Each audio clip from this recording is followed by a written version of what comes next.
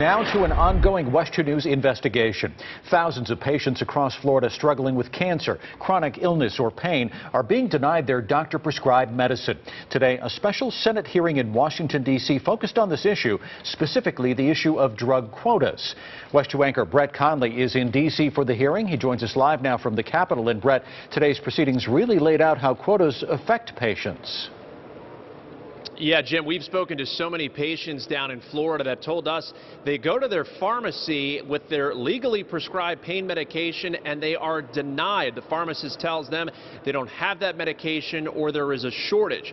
So today we learn much more about that term quota, what it means, who sets it, and how it's impacting patients.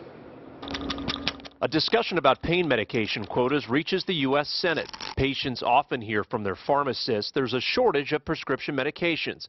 But why does this happen? Many link it back to quotas.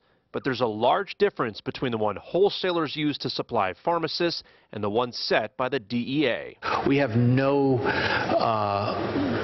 oversight of what the industry does with those drugs once we set the quota. The DEA lays out to manufacturers how much of a drug can be made. From there, the number of pills sent to a pharmacy is all on the wholesaler or supplier. If there's a shortage, we could go back and look. And if that shortage is based on any number of factors, we could help them, but the manufacturer has to request for an increase in that quota. But both DEA and FDA records show there hasn't been a shortage of any medication since 2011.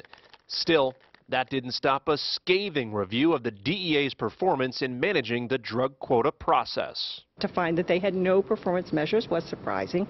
They're not establishing goals for their employees. They're not looking to see if they're making progress. Senator Sheldon Whitehouse from Rhode Island slammed the agency for taking more than a year to provide the requested information to GAO, saying he has serious doubts in the ability of the DEA. The dissatisfaction with DEA's level of capability and performance as an administrative regulator runs very deep.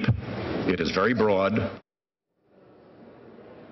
And that report from the GAO taking more than a year, the senators saying this morning that has to do with the DEA not complying with the investigation from GAO.